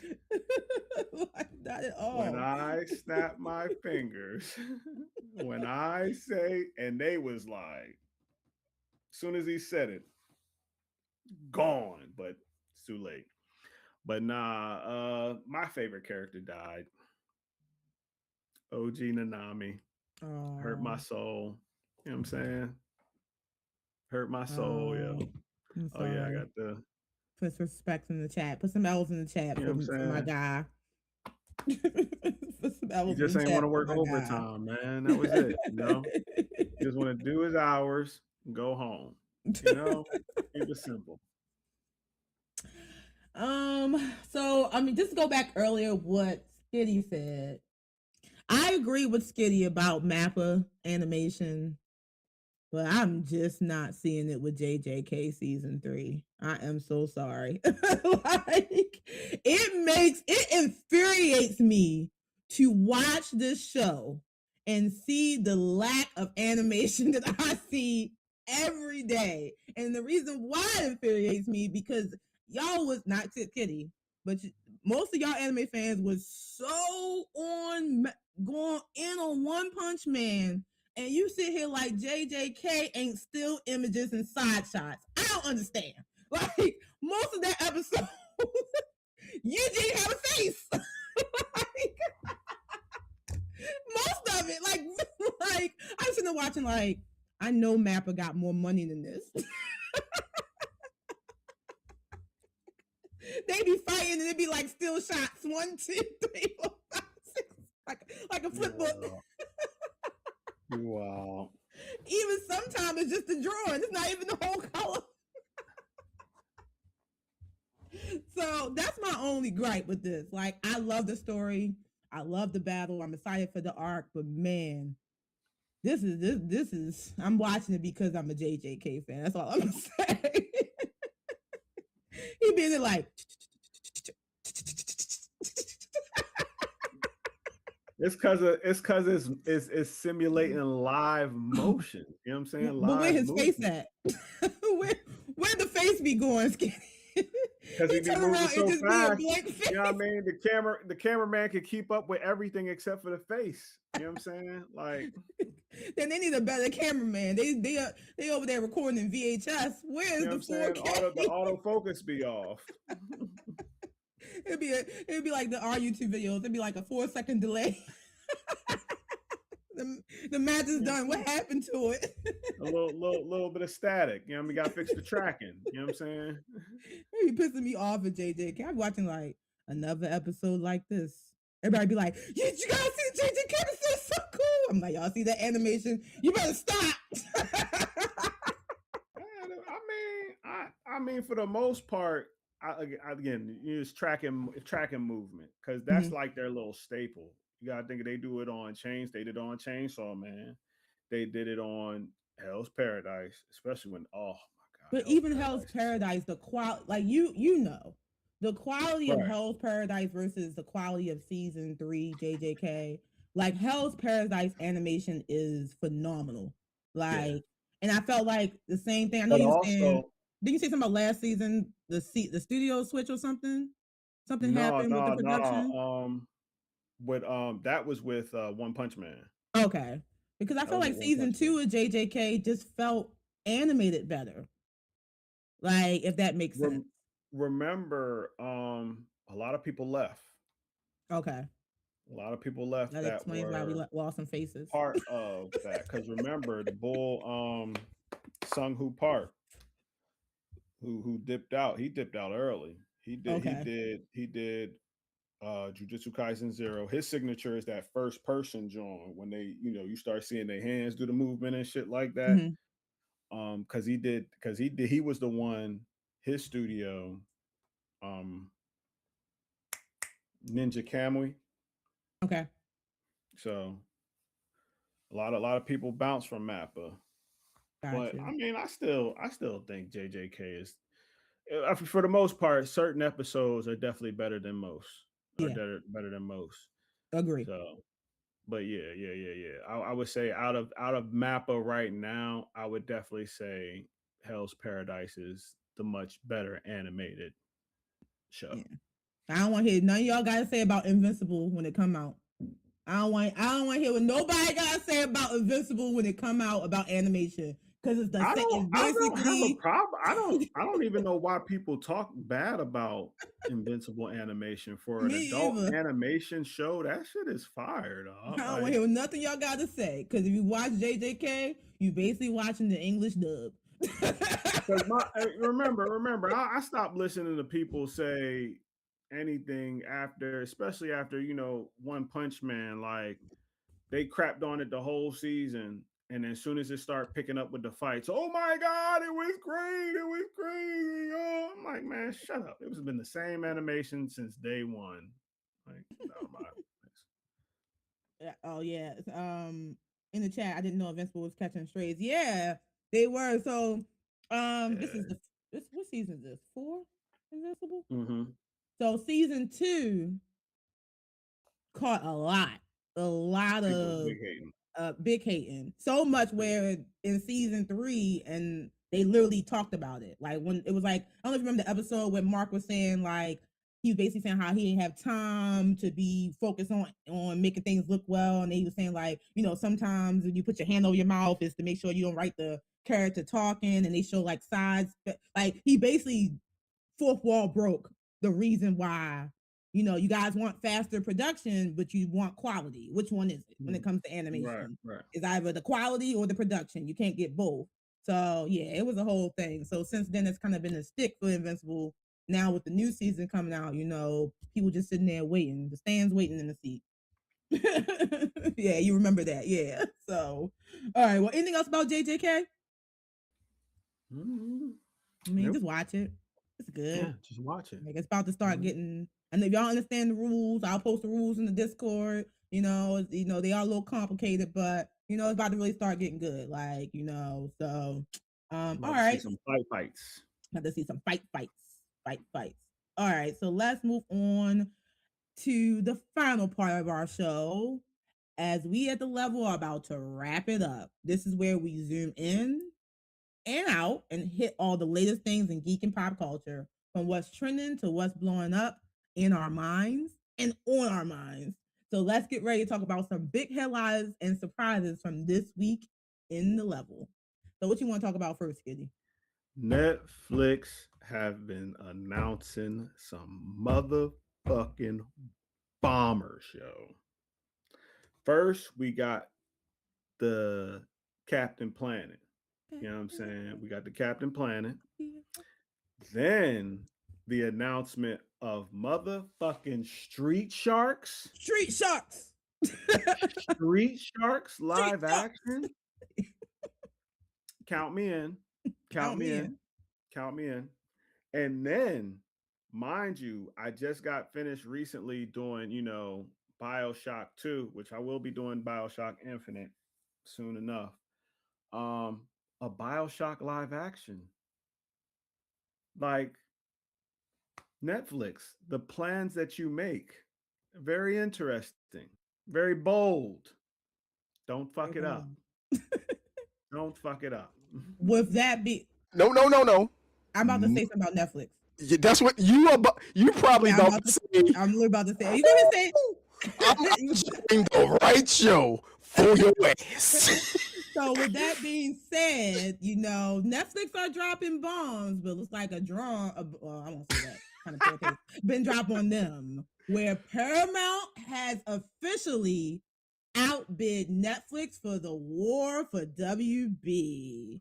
What I want to say real quick, it wasn't really outbid because they paid them almost $3 billion to say, "Yo, don't take this deal." Netflix was like, "Cool, bro." Netflix was like Mario, like whoopsie. And what's even crazier, the last thing I want to say before you go off and y'all talk about it, if this deal doesn't close, Paramount has to pay a total of $10 billion, a breakup fee to Warner Brothers. So Warner Brothers is like, they don't care if the deal go through or not, because if they got to pay them, they back. They out of bankruptcy. So them Ellisons, I think Ellison is the leaders of Paramount or whatever. All them. I'm sorry for whoever watching, but MAGA is taking over everything. So a lot of the movies you enjoyed before are going to be changing now. It's all going to be right-wing agenda type deals. But go ahead. Batman's finally going to be what City think he is. Privileged. I mean, we don't know. We don't know fully. You know what I'm saying? Because again, we still got stuff like Star Trek. We still got stuff like Teenage Mutant Ninja Turtles. We still got stuff like, and I mean, if this WB thing do go to, hopefully, something go great with some collaborations. But what does that mean for Gunn's DC universe, though? I mean, from what I've been seeing, it's been said that Paramount is going to officially make Gunn they're going to keep him in his, basically that's going to be his studio. They're going to officially give him all rights and oversee the DC universe. A lot of that shit sound good now while the deal ain't complete. Yeah. A lot of it now. Because before this even happened, they was talking about bringing the Snyderverse back. The Paramount people. So, I don't care what they saying right now until the deal is closed. I mean, it's been a good battle. It's been a good battle, between studios. It's been good to watch, especially here at the level. Obviously, once we get the further word, we'll keep you guys updated. We'll just see. Shout out to Netflix for hanging on so long, but they was like, we good. It was like, how much? Oh no, $3 billion. I'm out here. Y'all can keep y'all movies in the theaters. Y'all can keep them there. That's what I was saying. Because eventually, 5 years from now, Netflix is just gonna buy Paramount and Warner Brothers. The long game. Don't even sweat it. But okay, that was what else we got? What's next on our list? Oh, I'm gonna say Mortal Kombat trailer. The newest Mortal Kombat trailer dropped. All right. Okay. Here is the situation. All right. So I'm going to see it day one.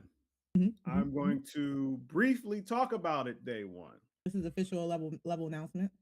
Official, exclusive level. I will not even post about it on my page. The first Mortal Kombat trailer was shit. I don't care if it was a teaser or not. Because after that, when it came out, there was no more teasers. It was still shit. This trailer that they gave us, it was a lot better. I do have hopes, even though I've talked a lot of shit about this movie, I do have hopes that it is good. Do I still think it's going to flop? Yes. I mean, I haven't changed my thought about that shit. I mean, don't get me wrong. I see they're doing old man Johnny Cage, but I still would have preferred a younger Johnny Cage off rip.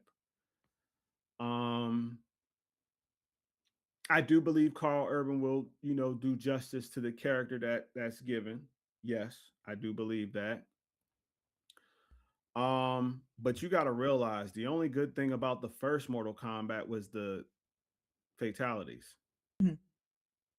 So, Well, they've been saying that this one is more of a homage to what we know from the original Mortal Kombat movies, Mortal Kombat and Mortal Kombat like Annihilation. Martial arts. Yeah, we're gonna get an actual tournament, this time Soul around. dies, stuff Hopefully. that the people want. People want. Raiden isn't, some random white man. So, we got to see a couple of things in that trailer. We got to see Scorpion, versus Noob Saibot. We got to see, we got to, and we actually remember we talked about a couple months about seeing I forgot the actor name who plays Scorpion, and about how they would have him be more in action. And it kind of seems like they have him a little bit more in action this time around. And that thing was the best scene that they had was CG. We just gonna leave it at that. But like I said, I'm the trailer overall, the recent trailer, it definitely was like, okay, it seems like they're pulling on hope strings. You felt that, right? You felt that as a child, I felt it. I felt it just a little bit. It came out. But it was like, all right, but I will stand. If this movie is fire, I stand 10 toes down and will recant every bad thing I've said about this movie coming out exclusively. Like I said, I'm not even going to do this even on my page, exclusively on the LVL the Sunday after it comes out. Okay. Y'all hear that, right? Y'all hear that? I'm gonna make sure I write it down. If this movie is fire, which I don't. Okay, Skitty, come on, let's be real. Let's be real. We know it might not be fire, but let's say if it's not a flop. That's more of an accurate thing. Well, see, the thing is that a movie can still be shitty and still, flop. I'm sorry, I did not enjoy the what was it? The not Roblox, Minecraft movie. It was Blackjack. He's funny, but it was like it's Minecraft. It's fucking Minecraft. But box office wise, that movie made some motherfucking money because Minecraft has a big fan base. So, but someone in chat said they think that MK is going to be better than Street Fighter. Do you think that's going to be true? And I just want to say that Fox returns once again because Skitty just said a movie can be shitty and flop. That's usually what happens. I mean, Minecraft. You said the movie was shitty and flop, but yet you said it made money. So did it? No, flop? I didn't. I said it didn't flop. I said it didn't flop. Oh, you definitely said. I know where it's at the timestamp, brother, because I waited to say this. I waited. Damn, that's a good string. So you could have sworn. Wait till you watch that replay. You definitely. The replay. I'm gonna give you the time. The time should be at the 149 mark. He waited for that one. He waited. I played a long game. I played a long game. He was like Dick Grayson. No, if I wanted to say Dick Grayson, you said something earlier that I could have said Dick Grayson about. No, was no, 2025. no. The movie, Minecraft, the movie, was not a great movie, but it didn't flop. That's what I meant to say. If I, fucked that up. Do I think that Mortal Kombat is going to be a better movie than Street Fighter? I think anything is going to be better than Street Fighter. You better chill on Street Fighter, man. Nobody says. I don't give a fuck Tribal Chief. I don't give a fuck Raheem Rhodes. I don't give a fuck. We gotta come up with a challenge for Skitty, y'all. That if these two movies don't flop, this is what Skitty gonna have to do. I'm gonna find something. I'm gonna Amazon you an OTC shirt if Street Fighter don't flop. I gotta wear. I'm gonna have you wear. I love the Street Fighter movie shirt. I'm gonna have. Yeah, we gonna have the more fight naked. I'm gonna pay for it, and it's going to Roman say, Reigns is my favorite Akuma. That Roman would be Reigns torture. is my favorite. That would be torture. On the back, it's gonna say, "I love Street Fighter." Raheem, it'll say on the back. It'll say. Roman Reigns is my Akuma, and on the back it'll say Raheem Gal Rhodes. I'm gonna have you go around to people all week saying, "Hey, my name is Scott. I love the Street Fighter movie." That's if the Street Fighter movie is good. Oh my god, but I don't I don't think so. All right, moving on to our next wrap-up topic. Okay, so speaking, we should have started about the way we talking about Paramount, but speaking of Paramount, some Last Ronin update. So it was originally reported that the Last Ronin movie or series, whatever they're gonna do, was canceled. Now it's on hold. It's back. Oh yeah, everything Last Ronin. It's delayed.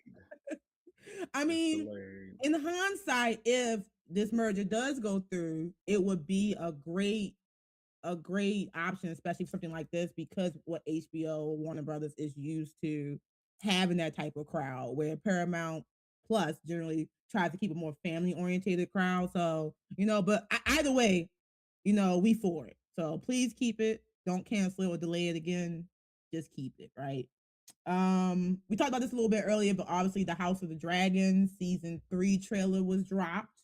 We're going to cover House of the Dragon. We're finally going to get into a battle, and one of the bloodiest battles in the Targaryen history. So, yeah, that trailer was crazy. So, but we're not going to go over that too much today. What else we got on the list? Jason Momoa confirmed for the Helldivers movie. Helldivers live action. Crazy. And Jason Momoa confirmed first. And I'm like, sign me up.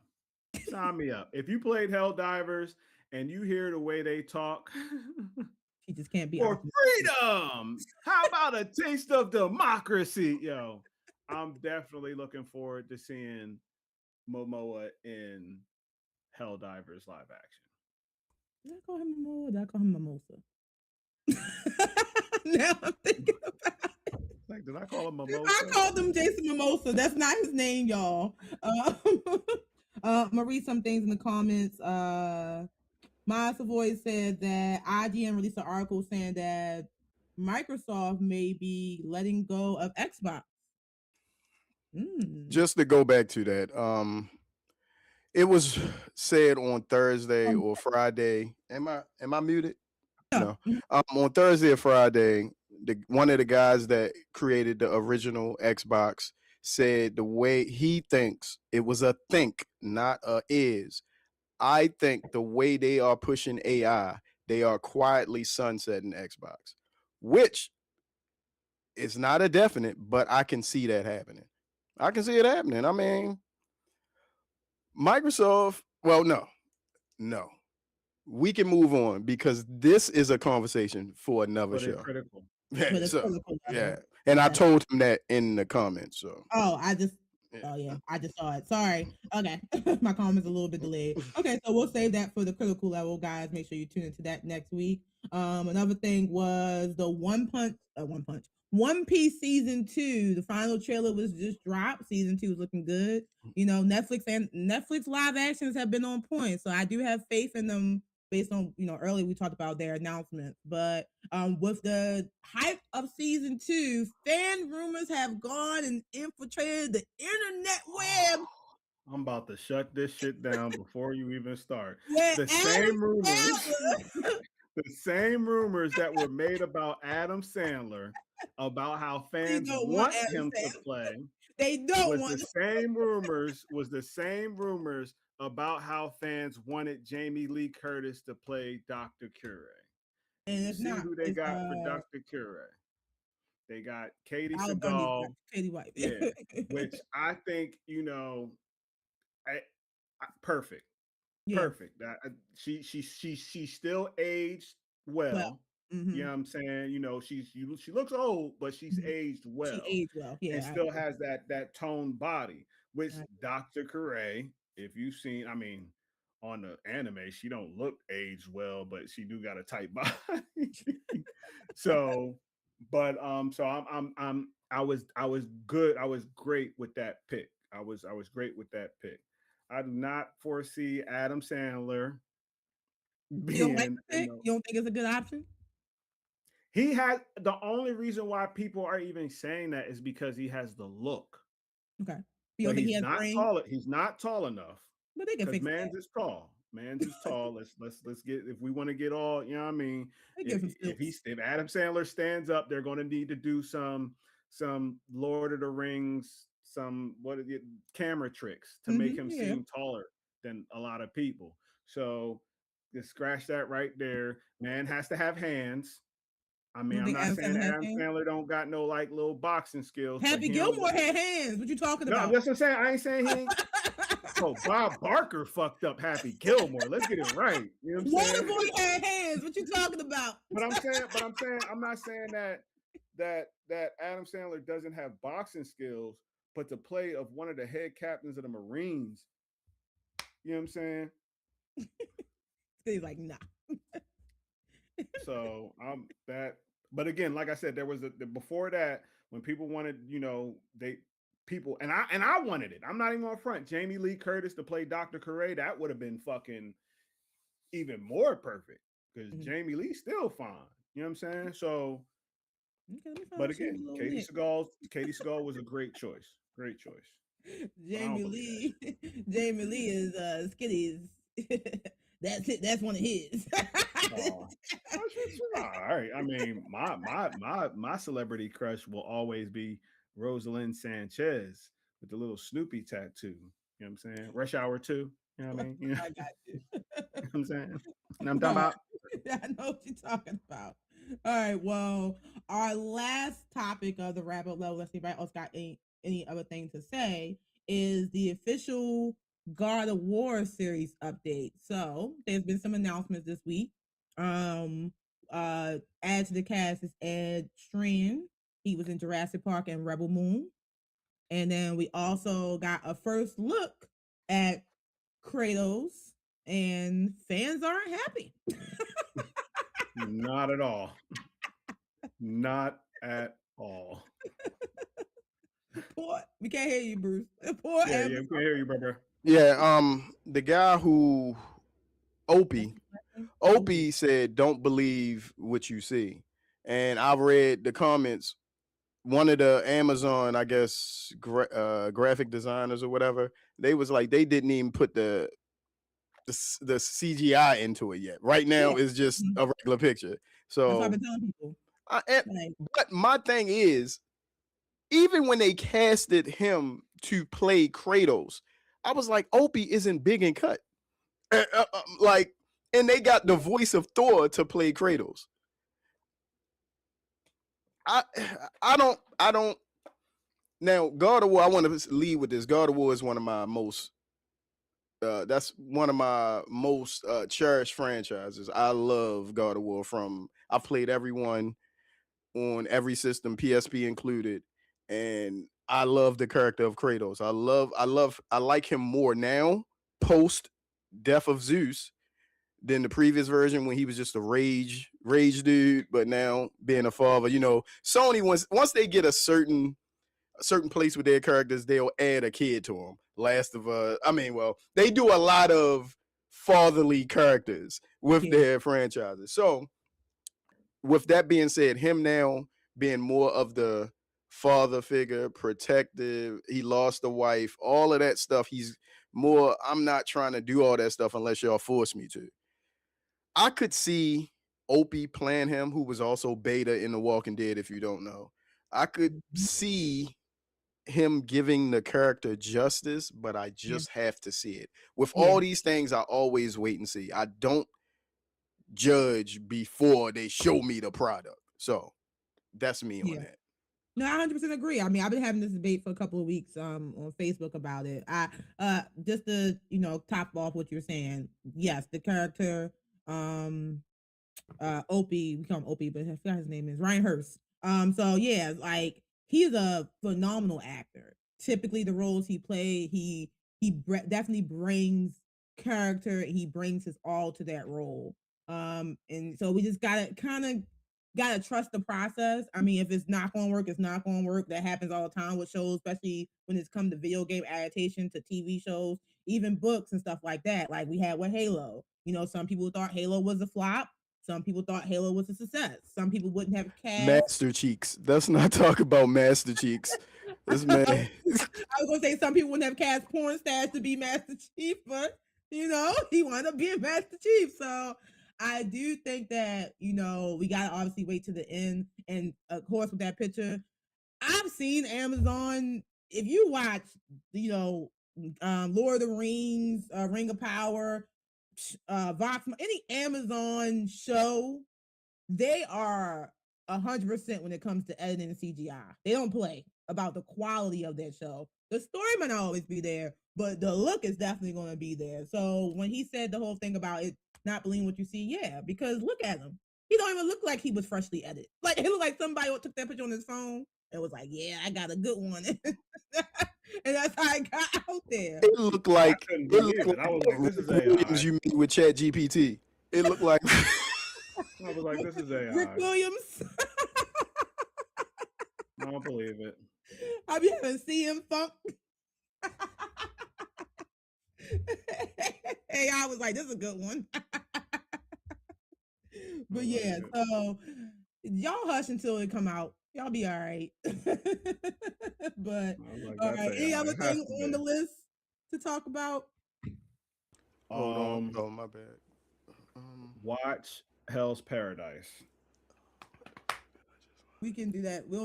We can review that for the next level. Yes, because I've been watching. it's going. It's bananas. It's going down. bananas.